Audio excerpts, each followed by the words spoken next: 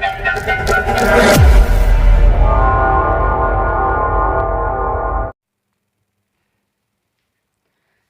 Students, so I welcome all of my YouTube channel Rathore classes Mirzaganj. तो आप सभी को उत्सर्जन चैप्टर पढ़ा रहे थे। कौन सा चैप्टर पढ़ा रहे थे? उत्सर्जन चैप्टर। उसका पहला लेक्चर अभी गया है और उसका दूसरा लेक्चर आज जा रहा है, ठीक है ना। तो इस वीडियो रिकॉर्ड करने के बाद ये दूसरा लेक्चर होगा, ठीक है। तो आज हम डिस्कस क्या करने वाले हैं? तो कल जैसे कि चैप्टर का शुरुआत हुआ था, तो कल के चैप्टर में चैप्टर का परिचय देखे थे और देखेंगे कि उत्सर्जन क्या होता है वो देखे थे। फिर देखे थे कि उत्सर्जी अंग क्या होता है और अलग अलग जीव जगत में उत्सर्जी अंग क्या क्या पाया जाता है। क्या आपने उसको याद कर लिया? जी धन्यवाद याद करने के लिए, ठीक है। और यदि याद नहीं किया तो याद कर लीजिए, ठीक है ना, जल्दी में, क्योंकि बैकलॉग नहीं होने देना है, उसको छोड़ना नहीं है। तुरंत कोई लेक्चर देखे, उसको कॉपी में उतारे और उसको याद कर लेना है और इसी तरीके से लेक्चर को फॉलो करते रहना है, ठीक है। तो आज स्टार्ट करेंगे दूसरा लेक्चर। तो आज के बारे में बता देते हैं कि आज आपको इस वीडियो से क्या मिलने वाला है।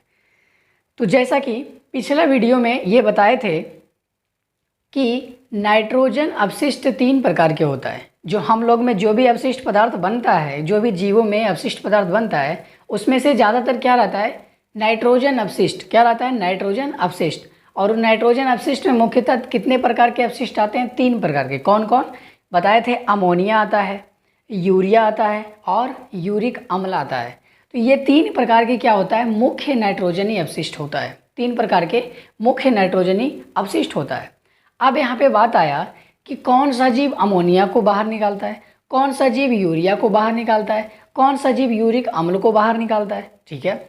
तो इसी के आधार पर कौन सा जीव किस नाइट्रोजन अपशिष्ट को बाहर निकाल रहा है, कौन सा जीव किस नाइट्रोजन अपशिष्ट को अपने शरीर से बाहर निकाल रहा है, इसके आधार पर 3 प्रकार के जीव हैं। कितने प्रकार के जीव हैं? 3 प्रकार के। यानी कि जीवों को इसके आधार पर 3 भागों में बांटा गया। कितने भागों में बांटा गया है? 3 भागों में। कौन कौन है? सबसे पहले है अमोनियोत्सर्जी। सबसे पहले क्या है? अमोनियोत्सर्जी। दूसरा है यूरियोत्सर्जी और तीसरा है यूरिकोत्सर्जी। इसको इंग्लिश में बोलते हैं अमीनोटेलिक, इसको बोलते हैं यूरियोटेलिक और इसको बोलते हैं यूरिकोटेलिक, ठीक है। तो बात समझना है, नाम से पकड़ना है। क्या करना है? नाम से पकड़ना है। क्या लिखा हुआ है? अमोनियो उत्सर्जी। इसका मतलब क्या हुआ? जो जीव अमोनिया का उत्सर्जन करता हो। किसका उत्सर्जन करता हो? जो जीव अमोनिया का उत्सर्जन करता हो उस जीव को क्या कहते हैं? अमोनियोत्सर्जी कहते हैं। समझ में आ गया, ठीक है। उसके बाद देखते हैं, जो जीव यूरिया का उत्सर्जन करता हो। किसका उत्सर्जन करता हो? यूरिया का उत्सर्जन करता हो उस जीव को क्या बोलते हैं? यूरियो उत्सर्जी, ठीक है। उसके बाद देखिए, जो जीव यूरिक अम्ल का उत्सर्जन करता हो। किसका? यूरिक अम्ल का। उसको क्या कहते हैं? यूरिकोत्सर्जी। क्या कहते हैं? यूरिकोत्सर्जी।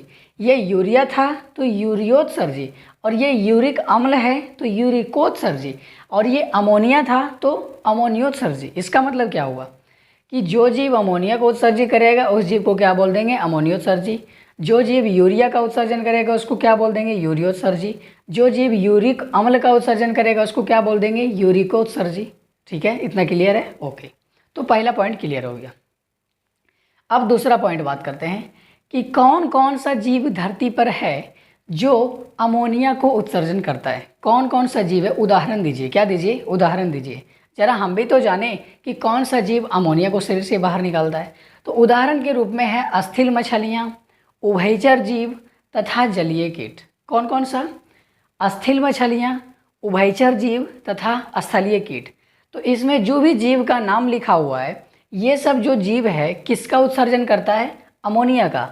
इसीलिए इन सभी जीवों को क्या बोलते हैं? अमोनियोत्सर्जी बोलते हैं। क्लियर है? अब बताते हैं किसके ऊपर? यूरियोत्सर्जी के ऊपर। तो जो जीव यूरिया का उत्सर्जन करता है उसको यूरियोत्सर्जी बोलते हैं। और इसमें उदाहरण क्या क्या हो जाएगा? स्तनधारी जीव। क्या हो जाएगा? स्तनधारी जीव। तो स्तनधारी जीव में कौन आता है? मानव भी आता है।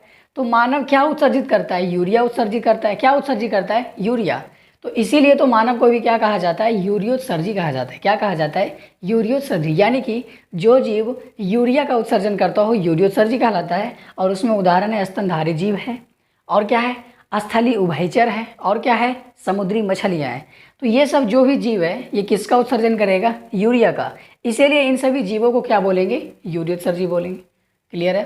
अगला पॉइंट आते हैं इस पर, यूरिकोत्सर्जी पर। किस पर? यूरिकोत्सर्जी पर। इसमें आता है पक्षी। इसमें क्या आता है? पक्षी। और क्या आता है? रेंगने वाला जीव। उदाहरण दे रहे हैं, इसमें पक्षी आता है, रेंगने वाला जीव आता है, स्थलीय घेंघा आता है और कीट आता है। तो ये सब जो जीव है ये किसका उत्सर्जन करता है? बताइए, ये सब जो जीव है किसका उत्सर्जन करता है? यूरिक अम्ल का। किसका करता है? यूरिक अम्ल का। इसलिए इन सभी जीवों को क्या बोलते हैं? यूरिकोत्सर्जी बोलते हैं। क्या बोलते हैं? यूरिकोत्सर्जी बोलते हैं। तो 2 पॉइंट क्लियर हो गया कि कौन जीव क्या क्या कर रहा है और जीव का उदाहरण देख लिए। ठीक है, अब आगे जानेंगे कि ये जो प्रक्रिया है, उत्सर्जन करने की प्रक्रिया, उसको कहते क्या है। तो अगर अमोनिया को बाहर निकाल रहा है तो अमोनियोत्सर्जी कहलाता है वो जीव। ठीक है, और जीव का उदाहरण दे दिए। लेकिन अब क्या जानेंगे कि अगर जो चीज़ को बाहर निकाल रहा है किस प्रक्रिया से निकाल रहा है। तो अमोनिया को निकाल रहा है तो अमोनियोत्सर्ग प्रक्रिया, यूरिया को निकाल रहा है तो यूरियोत्सर्ग प्रक्रिया, यूरिक अम्ल को निकाल रहा है तो यूरिकोत्सर्ग प्रक्रिया। तीनों पॉइंट क्लियर हो गया। ठीक है, अगला पॉइंट आते हैं कि जो जीव अमोनिया का उत्सर्जन करता है, ठीक है, अमोनियोत्सर्जी बोलते हैं, तो अमोनिया का उत्सर्जन करेगा। ऐसा जीव किसका उत्सर्जन करेगा? अमोनिया का। अब बात आता है किस रूप में करता है, कौन सा जीव किसका स्रवण किस रूप में करता है। तो जो अमोनियोत्सर्जी होता है वो अमोनिया को अमोनियम आयन के रूप में करता है। किसके रूप में करता है? अमोनियम आयन के रूप में। किसके द्वारा? विसरण प्रक्रिया द्वारा।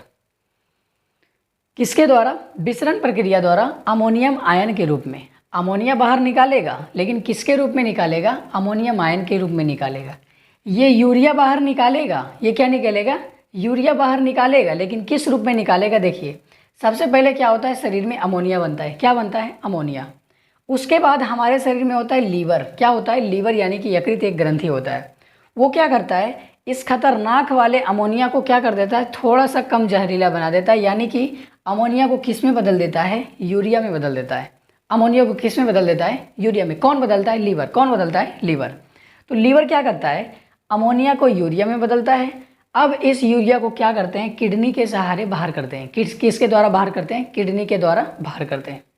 ठीक है, तो ये यूरिया का बाहर हो गया। ठीक है, अगला आइए, इसमें क्या होता है? जो भी यूरिक अम्ल का उत्सर्जी होता है किसके रूप में होता है? पेस्ट के रूप में या गोलिका के रूप में। किसके रूप में? पेस्ट के रूप में या गोलिका रूप में। पेस्ट क्या होता है? पेस्ट क्या होता है? जैसे आप मुंह धोते होंगे सुबह सुबह तो कोलगेट का पेस्ट लगाते हैं ना, इस प्रकार से वो पेस्ट होता है। ठीक है, गीला गीला। तो इसमें कौन सा जीव आता है? पक्षी। तो पक्षी कभी आपके सिर के ऊपर पोटी किया है? ऐसा हो रहा है कि कभी आप पीपर के गाछ के पास बैठे हों और ऊपर से जो भी बगुला उगला जो भी पक्षी होता है वो ऊपर से अपना पोटी कर दिया हो और पूरा पेस्ट की तरह गिमता है और बहुत ज़्यादा महकता भी है, बदबूदार देता है। ठीक है, तो उसके पेस्ट में क्या होता है? यूरिक अम्ल होता है। क्या होता है? यूरिक अम्ल। ठीक है, इतना बात हो गया, सब पॉइंट क्लियर हो गया। 3 पॉइंट। अब चौथा पॉइंट भी क्लियर हो गया। अब आते हैं अगला पॉइंट 5वां पर कि जो भी जीव निकालता है, जो भी अमोनिया निकाल रहा है, यूरिया निकाल रहा, यूरिक अम्ल निकाल रहा, इन तीनों में से सबसे ज़्यादा जहरीला कौन है? सबसे ज़्यादा जहरीला है अमोनिया। सबसे ज़्यादा जहरीला कौन है? अमोनिया। उससे कम जहरीला कौन होता है? यूरिया। और सबसे कम जहरीला कौन होता है? यूरिक अम्ल। सबसे कम जहरीला कौन होता है? यूरिक अम्ल। इसीलिए जो ज़्यादा जहरीला है उसे बाहर निकालने के लिए उसको ज़्यादा पानी चाहिए। जो ज़्यादा जहरीला है उसको उत्सर्जन के लिए ज़्यादा पानी की आवश्यकता होगी। जो कम जहरीला है उसको उत्सर्जन करने के लिए कम पानी की आवश्यकता होगी।